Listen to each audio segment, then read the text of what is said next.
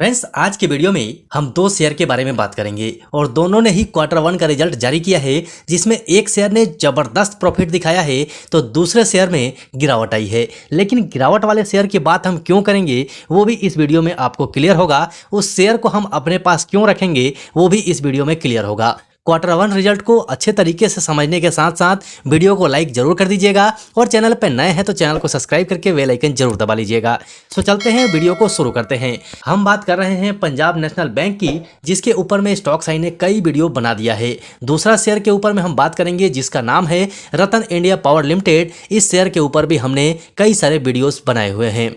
फिलहाल में सबसे पहले बात कर लेते हैं पंजाब नेशनल बैंक की। पंजाब नेशनल बैंक को आप देखेंगे तो फिलहाल में 63 रुपये 20 पैसे पे ये कामकाज कर रहा है। यानी कि आज के दिन अगर आप इसका चार्ट पैटर्न देखेंगे तो आज के दिन ये आपको मैक्सिमम टाइम में कंसोलिडेशन जोन में देखने को मिला है। लेकिन जैसे ही इसके अंदर में रिजल्ट आया उसके बाद अच्छी खासी रैली इस शेयर में देखने को मिली है। यानी कि केवल आज के दिन 2 रुपये 50 पैसे आपके हर शेयर के ऊपर में जोड़ चुका है। इसके ऊपर में स्टॉक साई बहुत पहले से आपको कहते आ रहा है कि इस शेयर को अपने पोर्टफोलियो में रख सकते हैं क्योंकि इसका फ्यूचर अच्छा है। अब यहां पर आप देखिए कि इसका करेंट प्राइस 63 रुपीज 20 का है और 52 वीक हाई 65 रुपये 15 का है। यानी कि अपने 52 वीक के हाई पर पहुंच चुका है। बहुत जल्द अपने 52 वीक हाई को क्रॉस कर जाएगा क्योंकि इसका रिजल्ट आने में थोड़ी देरी हुई थी, जिसकी वजह से ये अपने 52 वीक हाई को क्रॉस नहीं कर पाया, नहीं तो और भी अच्छी रैली दिखा सकता था। एक महीने के अंदर में आप देखेंगे तो स्टॉक 24.29% बढ़ा हुआ है और 6 महीने में देखेंगे तो 24% पे है। एक साल के अंदर में स्टॉक को देखेंगे तो 97% का रिटर्न दे चुका है। लेकिन 97% के रिटर्न के आसपास अगर आप टेक्निकली इस शेयर को देखेंगे तो यहाँ पर आप देख सकते हैं जो कि इसका लेवल था, यहाँ से स्टॉक 2 बार डाउन हो चुका था, लेकिन फिलहाल में इस लेवल को ये पार कर चुका है, बाहर निकल चुका है।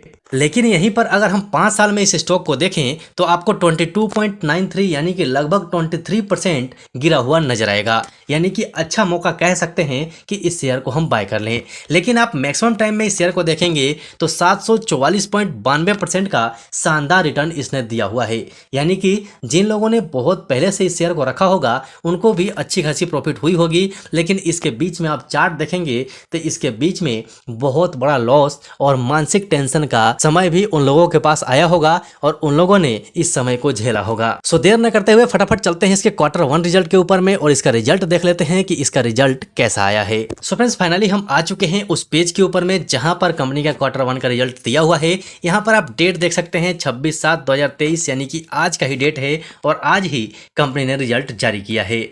इस पेज में आप देख सकते हैं यहाँ पर कंपनी का क्वार्टरली रिजल्ट दिया हुआ है और इसमें दिए गए सारे नंबर्स आपको लेख में देखने को मिलेंगे। आप यहाँ से वीडियो को पॉज करके भी देख सकते हैं और ये लेटर आपको चाहिए तो आप अपने स्टॉक साई फैमिली के टेलीग्राम चैनल पे चले जाइएगा, वहाँ पर ये लेटर आपको मिल जाएगा क्योंकि इसके अंदर में स्टैंड लोन और कंसोलिडेटेड दोनों डाटा दिया हुआ है। हम इसके अंदर में बात करेंगे कंसोलिडेटेड डाटा की। आप स्टैंड लोन डाटा को वीडियो को पॉज करके देख लीजिएगा या फिर अपने स्टॉक साई फैमिली के टेलीग्राम चैनल से जाकर ले लीजिएगा, वहाँ पर आपको मिल जाएगा। इस कॉलम में आप देखेंगे तो आपको पिछले साल का रिजल्ट नजर आएगा, इसमें पिछले क्वार्टर का और इसमें इस क्वार्टर का रिजल्ट नजर आएगा।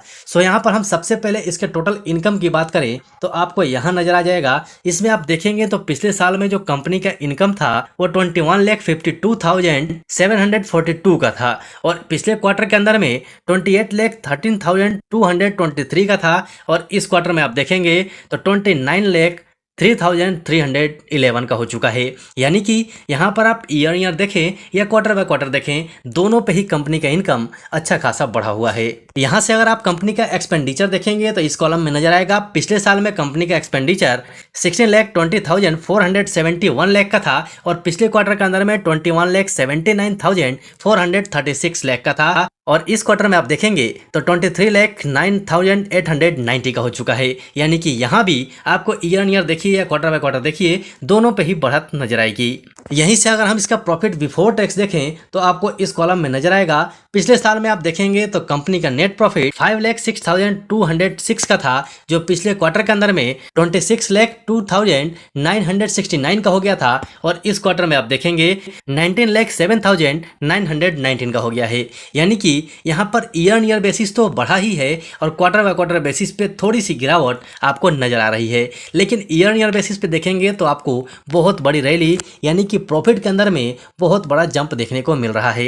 यहीं से हम प्रॉफिट आफ्टर टैक्स की बात करें तो आपको यहीं पर नीचे कॉलम में नजर आ जाएगा। पिछले साल में देखेंगे तो इसका नेट प्रॉफिट 3,445 लाख का था, जो पिछले क्वार्टर के अंदर में बढ़ के 17,04,111 का हो गया था और इस क्वार्टर के अंदर में 12,01,082 का हुआ है। यानी कि आप ईयर ऑन ईयर बेसिस पे यहाँ भी देखेंगे तो बहुत बड़ा जंप देखने को मिलेगा और क्वार्टर बाय क्वार्टर बेसिस पे भी अच्छा जंप देखने को मिल रहा है। यहीं से हम बात कर लें नेट प्रॉफिट की तो वो आप इस कॉलम में देख सकते हैं। यहाँ पर आप देखेंगे तो नेट प्रॉफिट के अंदर में भी बड़ा जंप देखने को मिलेगा, क्योंकि पिछले साल में जो कंपनी का नेट प्रॉफिट था वो 3,445 का था, जो पिछले क्वार्टर के अंदर में 17,41,011 का हो गया था और इस क्वार्टर के अंदर में बढ़ के 12,01,082 का हो गया है। यानी कि आप ईयर ऑन ईयर बेसिस पे देखेंगे तो लगभग 335% का उछाल है और क्वार्टर बाय क्वार्टर बेसिस पे भी कंपनी ने बहुत शानदार अपने प्रॉफिट को जनरेट किया है। लेकिन यहाँ पर सबसे इम्पोर्टेंट हो जाता है कि कंपनी को ये फ़ायदा हुआ कहाँ से है। तो कंपनी को, जो बैंकिंग सेक्टर की कंपनी है, उसमें सबसे ज़्यादा फ़ायदा उसे इंटरेस्ट से होना चाहिए, जो आप यहाँ पर देख सकते हैं। इंटरेस्ट एक्सपेंडेड देखेंगे तो ये आपको शानदार देखने को मिलेगा, चाहे वो क्वार्टर बाय क्वार्टर देखिए या फिर ईयर ईयर बेसिस पे देखिए, बहुत अच्छे तरीके से बढ़ा हुआ है, जिसकी वजह से कंपनी का प्रॉफिट बहुत अच्छे खासे जंप में आपको नजर आ रहा है। यहीं से अगर आप कंपनी का EPS देखेंगे तो इसके अंदर भी बहुत अच्छा खासा सुधार देखने को मिलेगा। यानी कि पिछले साल में आप EPS देखेंगे तो 0.26 का था, जो पिछले क्वार्टर में बढ़ के 1.69 का हो गया था और इस क्वार्टर के अंदर में 1.22 का है। यानी कि EPS के अंदर में भी ठीक ठाक बढ़ोतरी है। यानी कि ईयर ऑन ईयर बेसिस पे EPS अच्छा बढ़ा है, लेकिन क्वार्टर बाय क्वार्टर बेसिस पे थोड़ा कम जरूर हुआ है। लेकिन फाइनली हम ये कह सकते हैं कि कंपनी का रिजल्ट बहुत शानदार है और आने वाले टाइम में ये कंपनी भी आपको अच्छा टारगेट दिखा सकती है, अच्छा फायदा दिला सकती है। सो यहाँ से हम सीधे चलते हैं रतन इंडिया पावर के ऊपर में, उसका क्वार्टर 1 का रिजल्ट देख लेते हैं कि उसका रिजल्ट कैसा आया है। उससे पहले स्टॉक साई आपसे रिक्वेस्ट करेगा कि अभी भी आपने वीडियो को लाइक नहीं किया है तो लाइक कर दीजिए और चैनल पर नए हैं तो चैनल को सब्सक्राइब करके बेल आइकन ऑन कर लीजिए, ताकि वीडियो अपलोड होने के साथ ही आपके पास नोटिफिकेशन पहुंच जाए और वीडियो को आप सही समय पर देख सकें। सो फ्रेंड्स, फाइनली हम आ चुके हैं रतन इंडिया पावर के उस लेटर के ऊपर में जहां पर कंपनी का क्वार्टरली रिजल्ट दिया हुआ है और इसके अंदर में हम बात करेंगे कंसोलिडेटेड डाटा की। इसमें दिए गए सारे नंबर्स आपको करोड़ में नजर आएंगे। इस कॉलम में आप पिछले साल का रिजल्ट देखेंगे, इसमें पिछले क्वार्टर का और इसमें इस क्वार्टर का रिजल्ट देखेंगे। सबसे पहले हम इनकम की बात करें तो कंपनी का इनकम पिछले साल में 922.16 करोड़ का था, जो पिछले क्वार्टर के अंदर में 988.64 करोड़ का हो गया था और इस क्वार्टर के अंदर में 935.98 करोड़ का है। यानी कि ईयर ऑन ईयर बेसिस पे कंपनी का टोटल इनकम बढ़ा है, लेकिन क्वार्टर बाय क्वार्टर बेसिस पे गिरावट है। अब यहाँ से जो डाटा आपके सामने में आएगा वो आपको प्रॉफिट में नजर नहीं आएगा, क्योंकि कंपनी लॉस में जा चुकी है, जो हमने पहले भी बताया था। तो यहाँ से आप लॉस बिफोर टैक्स देखेंगे तो आपको बड़ी गिरावट नजर आएगी, क्योंकि कंपनी का लॉस पिछले साल के अंदर में 389.30 करोड़ का था और पिछले क्वार्टर के अंदर में बढ़ के 462.82 करोड़ का हो गया था और इस क्वार्टर के अंदर में और ज़्यादा बढ़ के 636.07 करोड़ का हो चुका है। यहीं पर लॉस फॉर द पीरियड आप देखेंगे तो यहाँ पर देखने को मिल जाएगा, पिछले साल में कंपनी का लॉस 389.30 का था, जो पिछले क्वार्टर के अंदर में बढ़ के 483.19 का हो गया था और इस क्वार्टर के अंदर में और भी ज़्यादा बढ़ के 549.36 का हो गया है। यानी कि फाइनली यहाँ भी ईयर ऑन ईयर बेसिस और क्वार्टर बाय क्वार्टर बेसिस दोनों पे ही कंपनी के प्रॉफिट के अंदर में बहुत बड़ी गिरावट आई है। यानी कि कंपनी लगातार माइनस में जा रही है। जब कंपनी का प्रॉफिट माइनस में गया है तो EPS कैसे बढ़ सकता है। EPS के अंदर में भी बड़ी गिरावट है। पिछले साल में 0.72 का EPS था, जो पिछले क्वार्टर के अंदर में 0.90 का हो गया था, जो कि माइनस में है और यहाँ पर इस क्वार्टर के अंदर में 1.02 का EPS हो गया है, जो कि माइनस में है। यानी कि फाइनली कंपनी के अंदर में बड़ी गिरावट है, लेकिन कंपनी ठीक ठाक है। कंपनी के सेल्स में 1% की बढ़त है, लेकिन ये कोई बहुत बड़ा मायने नहीं रखता है, क्योंकि इसके प्रॉफिट के अंदर में बड़ी गिरावट है और ये गिरावट कंटिन्यू चल रही है। तो इसका इम्पैक्ट शेयर के ऊपर में जरूर पड़ेगा, लेकिन कंपनी को अगर आप चेक करेंगे तो कंपनी ठीक ठाक है। इसका कामकाज भी अच्छे खासे सेक्टर में है, तो आप इसके ऊपर में ध्यान रखिएगा। लेकिन पेनी स्टॉक है, पेनी स्टॉक के ऊपर में हमेशा से हम ध्यान रखते हैं कि उसी पैसे को इन्वेस्ट करते हैं जो पैसा हमारा चला भी जाए तो हमें किसी प्रकार का कोई दुख ना हो। सो फ्रेंड्स, वीडियो अच्छा लगा हो तो लाइक कर दीजिएगा, चैनल पर नए हैं तो चैनल को सब्सक्राइब करके बेल आइकन जरूर दबा लीजिएगा। अभी के लिए वीडियो में इतना ही, फिर मिलते हैं दूसरे वीडियो में।